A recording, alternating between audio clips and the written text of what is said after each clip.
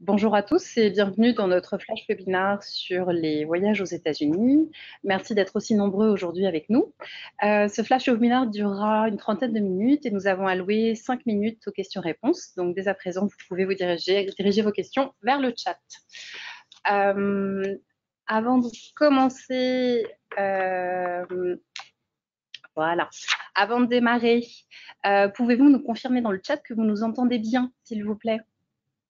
En outre, en cas de souci technique, n'hésitez pas à vous connecter via votre téléphone. Et puis, comme dit précédemment, le chat sert aussi à poser vos questions. Alors, avant, donc nous nous retrouvons aujourd'hui parce que depuis le 20 mars 2020, les États-Unis ont fermé leurs frontières. Alors, comme vous le savez tous, ce n'a pas été un arrêt total des voyages, même si ça a été une baisse significative et ça a été vraiment limité aux déplacements essentiels, puisque si vous vous souvenez bien, les États-Unis avaient laissé quelques aéroports ouverts à l'international et notamment pour l'Europe, ouverts pendant cette crise. Donc, en effet, les États-Unis ont annoncé dès le 20 septembre une réouverture des frontières. Et aujourd'hui, nous sommes réunis pour parler et partager les tendances de reprise des voyages. Nous ferons un point également sur la situation sanitaire et la réglementation en vigueur aux États-Unis. Et enfin, nous prendrons du temps pour parler des prérequis à remplir en tant que voyageur européen. Aujourd'hui, j'ai la chance d'être accompagnée par Vincent Audusseau d'Air France. Bonjour Vincent. Bonjour Cécile, bonjour à tous. Et du docteur Arnaud Desrossi. Bonjour Arnaud. Oui, bonjour à tous. Je propose de commencer. Du coup, comme annoncé, les États-Unis ont en effet, depuis le 20 septembre, annoncé qu'ils rouvriraient les frontières à compter de début novembre. Donc, c'est effectif aujourd'hui, le 8 novembre. Et chez International SOS, que nous avons constaté, c'est une augmentation entre ce moment de l'annonce et le fin octobre, une augmentation de 40% des réservations à destination des États-Unis. Cette augmentation des réservations significative s'est traduite pour nous par une augmentation également des demandes de conseils et d'informations, et notamment pour le pôle sûreté francophone à Paris, puisqu'en effet, au mois de septembre et au mois d'octobre, les États-Unis représente le deuxième pays en termes de nombre de demandes reçues après le Royaume-Uni, et ces demandes sont en augmentation par deux entre août et septembre. Alors, ça, c'est du côté d'International SOS. Vincent, du côté d'Air France, est-ce que vous pouvez nous en dire un peu plus, s'il vous plaît? Oui, alors nous aussi, effectivement, les reprises, les signes de reprise sont bien là. Hein. Je dirais que c'est valable pour les compagnies aériennes en général après 2 années de pertes historiques, hein, puisque selon IATA, en 2020, on aura des pertes cumulées pour les compagnies aériennes, on aura atteint 118 milliards de dollars. En 2021, on devrait être autour de 50 milliards, donc ça, c'est toutes compagnies aériennes confondues. Mais il est vrai que là, la reprise est vraiment ressentie. Alors, c'est vrai pour Air France KLM depuis cet été, on va dire en général, sur l'Europe, domestique, dom-tom et Afrique. Mais là, maintenant que le transatlantique redémarre, effectivement, depuis les dernières annonces de l'administration Biden, on voit effectivement une accélération de la reprise. Donc, vous voyez ça effectivement sur le graphique à gauche. Là, c'est donc l'état de nos réservations sur les routes États-Unis, Europe, États-Unis, donc dans les deux sens. Donc, vous voyez effectivement là les index en rouge de réservation versus 2019. Alors, c'est encore effectivement très faible, mais vous voyez que la pente monte très, très vite. Alors, on a différentes photographies. Donc, vous voyez en bleu, c'est le mois de novembre 2021. Donc, vous voyez qu'on était, on va dire, cet été à index 37, 39, on était assez stable. Et suite à l'annonce Biden, l'administration Biden en septembre, vous voyez tout de suite remonter à index 47. Puis, donc, fin du mois d'octobre, on a pris un autre snapshot. On était à index 55. Donc, vous voyez, la reprise est vraiment là. Même chose pour décembre. Décembre, c'est encore plus fort avec effectivement l'impact des vacances de fin d'année. Donc là, c'est une photographie globale, hein, toute typologie de clients confondus. Au niveau corporate, c'est un peu plus lent, mais on sent effectivement un attrait et dans certains secteurs d'activité hein, de reprise et de reprise de réservation. Ce qui est sûr, c'est que en termes de production et pour cet hiver, en termes d'escales réouvertes, vous voyez à droite que Air France va revenir en fait au niveau de 2019. Et ça, c'est un signe aussi très fort. On reprend effectivement donc le réseau de 2019 pour cet hiver, avec une capacité qui devrait monter à 90% en nombre de sièges par rapport à 2019. Donc vous voyez là aussi entre septembre et décembre une forte augmentation, hein, plus de 30 points, ce qui représente 20% de capacité en plus en valeur absolue. Donc vraiment des signes très positifs pour nous. Juste pour vous donner quelques ordres d'idées, hein, JFK par exemple, on est déjà dès à présent à 5 vols par jour. Donc c'est assez énorme. Ça représentera au total 122 vols hebdomadaires entre la France et les États-Unis. Au surplus, bien sûr, là ne sont pas mentionnés. On a les escales aussi de notre partenaire Delta qui volent aussi en vol direct vers Atlanta, bien sûr, Minneapolis et JFK entre autres. Donc beaucoup on va dire voilà, de facteurs positifs pour nous aujourd'hui d'ailleurs étant le jour J de la reprise des vols vers les États-Unis.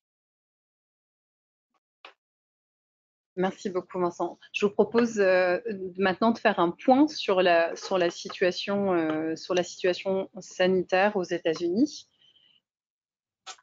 Oui, la situation aux États-Unis, comme vous le savez certainement, était très difficile il y a encore quelques mois, avec un très grand nombre de cas, un taux de vaccination qui était assez décevant au départ, et une situation dans les hôpitaux, dans les structures hospitalières qui était difficile, en particulier dans les grandes villes, dans les grandes métropoles, en particulier de la côte Est, une situation qui était extrêmement tendue. Ça s'est un petit peu amélioré au fil du temps, comme vous pouvez le voir sur ces courbes, qui montrent le nombre de cas, le taux journalier de tests Covid positifs et de patients hospitalisés. Donc une situation qui s'est un petit peu améliorée au fil du temps, mais qui néanmoins reste sur un plateau élevé. C'est-à-dire qu'on est encore sur une situation assez préoccupante, dans le sens où on reste sur un plateau élevé, et c'est lié en particulier, on va y revenir après, à l'approche qui a été prise localement aux États-Unis quant à la crise Covid, pas tant quant à la vaccination, parce que c'était vu comme la solution ultime, mais quant aux mesures de restriction, de port du masque, de restriction à la circulation, et donc des mesures qui sont un peu hétérogènes en fonction des États. Et donc on est dans une situation un petit peu intermédiaire qui peut laisser penser que peut-être on va avoir une reprise ou en tout cas une stabilisation sur un plateau très élevé du nombre de cas. Donc, sur la diapositive suivante, on voit bien que voilà, on voit bien la situation, on voit bien où on en est, c'est-à-dire qu'on reste sur un plateau élevé et avec peut-être une tendance, comme on le voit d'ailleurs dans certains pays d'Europe et comme on l'a vu en Grande-Bretagne par exemple, avec une reprise. Et donc, je pense que les mesures qui vont être prises dans les semaines qui viennent vont être à suivre de près parce que ça va laisser entrevoir la façon dont la situation va évoluer aux États-Unis. Est-ce que ça va être complètement sous contrôle avec une augmentation du taux de vaccination qui reste pour le moment inférieur à ce qu'on a en Europe? On est un petit peu moins de 60% de la population éligible vaccinée avec un cycle complet de vaccination. Ou est-ce que la situation va continuer à se détériorer? Je pense que les semaines qui viennent vont permettre de juger. Sur la diapositive suivante, on voit justement cette évolution des cas. Alors, c'est un petit peu trompeur parce que cette carte montre en fait le nombre de cas par habitant, pour 100 000 habitants. Et on voit que ce taux est relativement élevé dans le centre et l'ouest des États-Unis. C'est un petit peu trompeur dans le sens où ce sont des États relativement peu peuplés et avec un taux de vaccination plus faible. Et donc, ça vient fausser cette carte. On voit également qu'il y a des espèces de clusters et des États qui sont beaucoup plus touchés, en particulier le Montana, qui a été extrêmement touché. Donc, il y a une très grande diversité qui est liée à la fois au taux de vaccination et aux mesures de restriction, en particulier port du masque, qui ont été mises en place. La slide suivante va nous permettre de voir justement où en est la vaccination. Là également, on voit la grande disparité. Un taux de vaccination qui est relativement important sur l'Est et l'Ouest des États-Unis. Par contre, le centre, qui est moins compliant, et une adhésion qui est moins importante. Et qui va donc mener forcément à des taux de tests positifs et des taux d'hospitalisation beaucoup plus importants, alors même que leur tissu, leur infrastructure hospitalière est moindre que ce qu'on trouve sur les régions côtières. Et enfin, quand on regarde le nombre de cas totaux, on voit bien là le paradoxe dont je parlais tout à l'heure, c'est-à-dire que le pourcentage, le taux de positivité pour 100 000 habitants est important dans le centre. Par contre, sur des régions peu peuplées, et si on regarde de façon absolue, le nombre de cas, on le retrouve essentiellement sur la côte Est et dans les très grandes métropoles, et en particulier une très grande métropole qui est New York, qui a été extrêmement impactée, extrêmement touchée par le Covid. C'est une véritable plaque tournante qui d'emblée a été largement impactée par le Covid-19. Merci beaucoup Arnaud. Donc pour en revenir maintenant à quels sont les prérequis pour se rendre aux États-Unis, une petite précision que tu pourrais peut-être nous faire sur qu'est-ce que ça veut dire être vacciné pour les États-Unis? Alors, les autorités sanitaires américaines ont reconnu un certain nombre de vaccins et donc seront reconnus pour l'entrée sur le territoire américain en provenance des 20 pays qui ont été désignés. Certains vaccins, le Pfizer et le Moderna, qui sont donc les deux vaccins ARN messagers, AstraZeneca et Covishield, le Janssen ou Johnson & Johnson, ce sont les mêmes vaccins, ainsi que deux vaccins chinois, le Sinopharm et le Sinovac. C'est-à-dire les vaccins, d'une part les vaccins qui sont reconnus par l'Agence du médicament européenne, ainsi que deux autres vaccins qui ont été reconnus par l'OMS. Donc ce sont les vaccins qui sont reconnus par les autorités américaines, sachant qu'une combinaison de vaccins est acceptée. C'est-à-dire qu'on peut avoir une première injection par un type de vaccin et la deuxième injection par un autre vaccin. C'est accepté par les autorités américaines. Donc une combinaison est acceptée. Par contre, contrairement à ce que les autorités sanitaires européennes reconnaissent, c'est-à-dire les personnes qui ont souffert d'un Covid qui a été diagnostiqué et qui ont reçu dans les suites une seule injection de vaccin, puisque c'est la recommandation européenne actuellement, ces personnes ne sont pas reconnues comme ayant un cycle vaccinal complet pour les autorités américaines. C'est-à-dire que les personnes qui ont un pass sanitaire valide en France parce que, ayant souffert du Covid et ayant eu ensuite une vaccination, devront forcément avoir une deuxième vaccination, un rappel, pour que les autorités américaines reconnaissent le cycle vaccinal. Merci beaucoup Arnaud. Donc, il y a donc maintenant deux cas de figure en termes de protocole d'accès au territoire américain. Pour les personnes qui ont un schéma vaccinal complet, donc comme l'expliquait Arnaud, qui détiennent 2 doses des vaccins reconnus. Donc depuis la France, qu'est-ce qu'il faut? Il faut tout simplement présenter à la compagnie aérienne les détails de la vaccination, donc ce soit pour nous le pass avec le QR code, mais également soit un certificat de vaccination qui sera émis par un service autorisé, mais sans QR code, ou également tout simplement un copie de certificat de vaccination. Il faut également compléter l'attestation Attachment A qui a été mise à jour. Donc, voilà. Et il faut présenter un test PCR ou antigénique négatif de moins de 72 heures pour les adultes et les enfants de plus de 2 ans. Donc, une fois que vous êtes parti, et de même, pour rentrer en France, il vous faut un certificat de vaccination complet et une déclaration sur l'honneur. En effet, donc du coup, c'est la disparition du NIE, hein, le National Interest Exceptions, qui était la démarche que vous deviez faire auprès de l'ambassade afin de vous rendre sur le territoire américain jusqu'à présent. Alors, en cas de schéma vaccinal incomplet, qu'est-ce que vous devez produire pour vous rendre, est-ce que vous pouvez aller aux États-Unis? La première chose, c'est que déjà les autorités françaises vont vous demander une attestation de sortie du territoire avec des justificatifs, un ordre de mission, une lettre d'invitation. En tout cas, il faut avoir un motif impérieux pour quitter le territoire national. Enfin, pour rentrer aux États-Unis, il faut, si vous n'êtes pas vacciné, remplir une des exceptions approuvées par le CDC. Donc, ça peut être une contre-indication médicale à la vaccination, ça peut être une participation à des vaccins, à des essais du vaccin Covid-19, ça peut être un voyage diplomatique. Voilà, enfin, vous le voyez à l'écran, il y a toute une liste d'exceptions qui sont relativement restrictives néanmoins. Et puis, si vous faites partie de ces exceptions, il faut présenter un test PCR ou antigénique négatif de moins de 24 heures cette fois.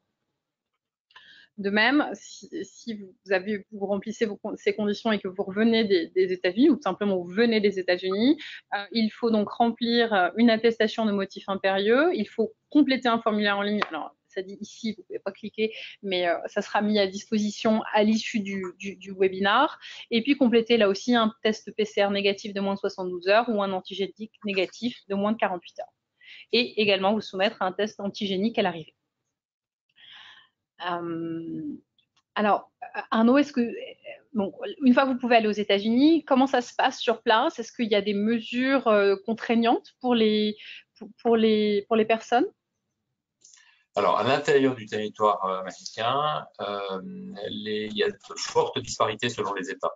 Certains États vont imposer le port du masque, par exemple, à l'intérieur, en tout cas dans tous les établissements publics, les services publics. Une distanciation sociale qui est très respectée, et puis d'autres États sont beaucoup plus permissifs. Donc c'est vraiment État par État. Et il faut à ce moment-là vous renseigner État par État des mesures qui sont mises en place. Il n'y a par contre pas de restriction au déplacement. Il n'y a pas de contraintes à l'utilisation des transports publics et des transports tels que train, bus, etc., à l'exception de l'utilisation du masque. Mais par contre, il n'y a pas de contrôle de passe sanitaire ou quoi que ce soit, il n'y a pas de contrôle de PCR et il n'y a pas de restriction au franchissement de frontières inter-États. Donc à l'intérieur du territoire américain, les restrictions sont relativement limitées. La seule chose à regarder en vous déplaçant d'un État à un autre, c'est effectivement les mesures qui sont mises en place quant au port du masque. J'en profite pour poser une question qui nous vient par le chat. On n'a pas de quarantaine pour aller aux États-Unis. Bien d'accord. Non, il n'y a pas de quarantaine. Merci. Je vais donner la main à Vincent pour nous parler un peu des informations que les compagnies aériennes partagent avec les autorités américaines. Oui, alors c'est vrai que oui, on est tenu de partager, de collecter et de partager certaines informations vers les autorités américaines, donc vers le Center for Disease Control en fait. Donc ça se limite en fait aux éléments qui sont affichés sur la slide, donc le nom complet, l'adresse du séjour aux États-Unis, le numéro de téléphone, le contact principal et une adresse email. Alors au surplus, c'est vrai que tout à l'heure Cécile parlait d'une attestation à remplir. Il est vrai qu'il y a une attestation à remplir en plus quand on veut se déplacer aux États-Unis, donc qui est une attestation qui comprend effectivement des éléments sur le statut vaccinal et savoir si oui ou non le client ou le passager est asymptomatique. Cette attestation n'est pas fournie de façon proactive. Elle est fournie si et seulement si on a un cas de suspicion, enfin, les autorités américaines ont un cas de suspicion d'un passager ayant menti lors du renseignement de ce questionnaire. Donc voilà, pour les informations, et ce qui est important à signaler, c'est qu'il n'y a pas de données sanitaires à proprement parler qui sont fournies par les compagnies aériennes aux autorités américaines. Alors les contrôles ensuite, oui, les contrôles, on en parlait tout à l'heure. Effectivement, c'est beaucoup plus simple quand on a un QR code, très clairement. Maintenant, effectivement, c'est à la charge de la compagnie, donc des agents des compagnies aériennes, de vérifier donc le matching entre le nom du passager et le nom qui est figuré sur le certificat vaccinal, s'il est sous forme papier notamment. Même chose, c'est à la compagnie aérienne de vérifier qui a émis ce certificat vaccinal. et évidemment aussi le nom du fabricant, puisqu'effectivement, vous l'avez vu tout à l'heure, le docteur De Rossi vous a signalé le nombre et les noms des vaccins autorisés aux États-Unis. Merci beaucoup, Vincent. Eh bien, je propose de commencer à prendre vos questions. Donc, la première question va être à destination d'Arnaud. Y a-t-il des prescriptions sur la distance entre 2 injections de vaccin afin d'être considéré comme vacciné? Non, c'est effectivement un point qu'on a regardé, et en particulier pour les personnes qui ont souffert d'un Covid et qui donc ont peut-être eu une première injection il y a de nombreux mois et qui devraient voyager vers les États-Unis. Et donc il n'y a pas de préconisation des autorités sanitaires américaines dès lors qu'une deuxième injection a été faite et que le voyage se fait au moins 14 jours après la deuxième injection, parce que c'est un point important. On l'a pas mentionné, pour avoir le cycle vaccinal complet, il faut que la fin du cycle vaccinal ait eu lieu 14 jours avant le voyage. Donc 14 jours après, c'est bon, même si la deuxième injection a été faite plus de 6 mois après la première, il n'y a pas de limite. Merci beaucoup. Une autre sur les voyages reprennent, mais on observe des reconfinements dans certaines grandes villes en Chine, par exemple, une recrudescence de l'épidémie de cas au Royaume-Uni. Comme on l'a vu, l'épidémie n'est pas finie aux États-Unis. Et la question est, n'est-ce pas une fausse impression de revivre? Une 4e vague est-elle à prévoir? Si oui, dans quel pays en premier lieu? Et comment suivre en fait la situation? Alors c'est une question très large. Effectivement, il y a beaucoup d'interrogations pour le moment, et en Europe en particulier. On voit bien ce qui se passe en Grande-Bretagne. On voit bien les interrogations qu'il y a dans certains pays européens tels que l'Allemagne, tels que les pays du Benelux, où on constate également une reprise. Je pense que l'élément, c'est très difficile de dire ce qui va se passer en France en particulier. L'élément clé, ce sont tous les aspects complémentaires en complément de la vaccination. La vaccination seule n'est pas efficace. Ce sont les mesures telles que le masque, le pass sanitaire, probablement. C'est difficile de juger dans quelle mesure ça a un impact sur le contrôle, mais ça a probablement un impact. Et toutes ces mesures de distanciation sociale qui permettent de limiter l'évolution en tout cas la résurgence de la pandémie. Ce qu'on voit dans ces pays, effectivement, ces pays européens, c'est qu'on a une tendance à une remontée. Et c'est d'ailleurs ce qu'on voit aussi à minima en France, dans une moindre mesure, mais on le voit dans tous les pays européens. Est-ce qu'il y a une influence de la saison? C'est possible. On sait qu'on rentre dans une période qui est favorable à la propagation des virus, quel qu'il soit. Et donc, il y a très certainement tous ces effets conjugués qui vont influer sur l'évolution de la pandémie. Et on va voir sans doute à nouveau des évolutions différentes selon les pays et selon les régions. Donc, c'est loin d'être fini. L'effet des mesures actuelles va tendre à limiter l'impact et à limiter le pic. Donc, est-ce qu'on va rester sur un plateau avec une lente pente montante ou est-ce qu'on va avoir à nouveau une nouvelle vague avec un nouveau pic? C'est très difficile de le dire. Merci beaucoup, Arnaud. Nous recevons beaucoup de questions, des fois très précises, et du coup, qui sont plutôt des cas un peu particuliers. Donc, ce qu'on fait, c'est qu'on prend ces questions, on reviendra vers vous, ou encore, on vous invite à contacter les centres d'assistance internationale SOS pour poser vraiment vos questions. On a des questions sur la Floride ou des choses comme ça. Néanmoins, il y en a une qui est sur ressortissants non européens qui voyagent de France aux États-Unis. Le protocole d'accès au territoire est-il le même? Oui, il est le même. C'est votre pays d'origine.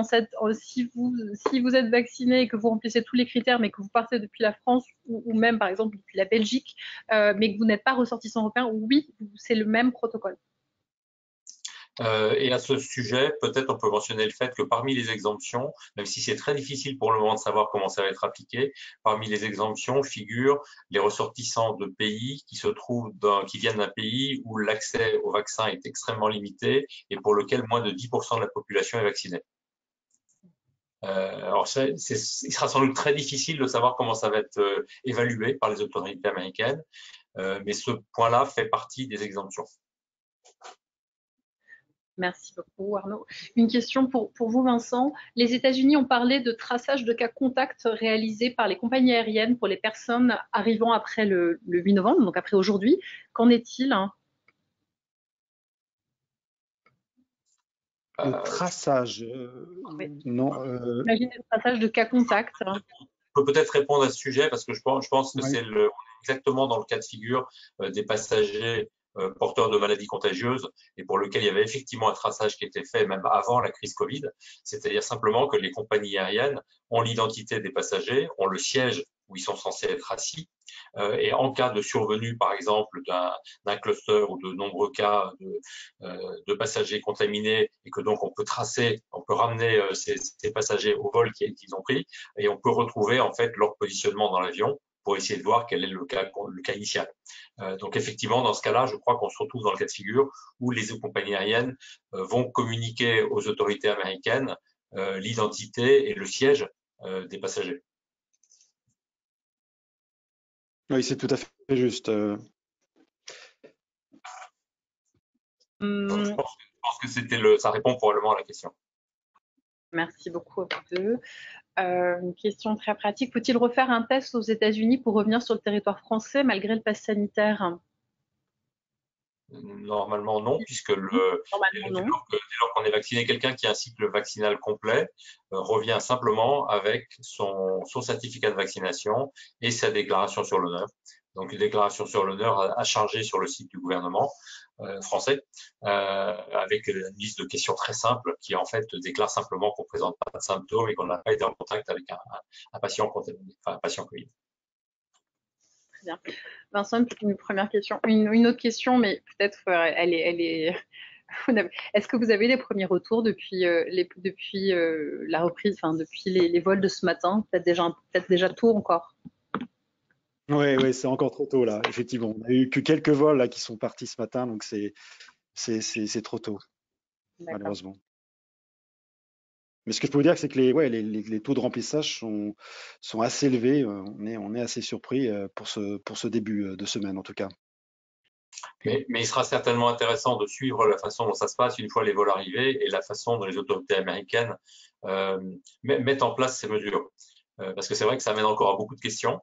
Il y a encore un petit peu de flou sur certains points et il sera intéressant de suivre dans les jours qui viennent la façon dont les autorités américaines lisent ces recommandations qui étaient mises en place. Bien, merci beaucoup. Il nous reste une minute. Donc, pour conclure, vous recevrez un questionnaire de satisfaction qui apparaîtra au moment où le webinaire va se clore. En outre, vous recevrez le replay par email. Et pour les questions qui sont très précises auxquelles on n'aurait pas pu répondre, elles sont bien prises en compte. Donc, nous y répondrons et reviendrons vers vous. Je vous remercie beaucoup, Vincent et Arnaud, de votre disponibilité. Et merci à tous d'avoir été aussi nombreux à nous suivre aujourd'hui. Bonne journée. Merci, bonne Merci, au journée. revoir. Au revoir.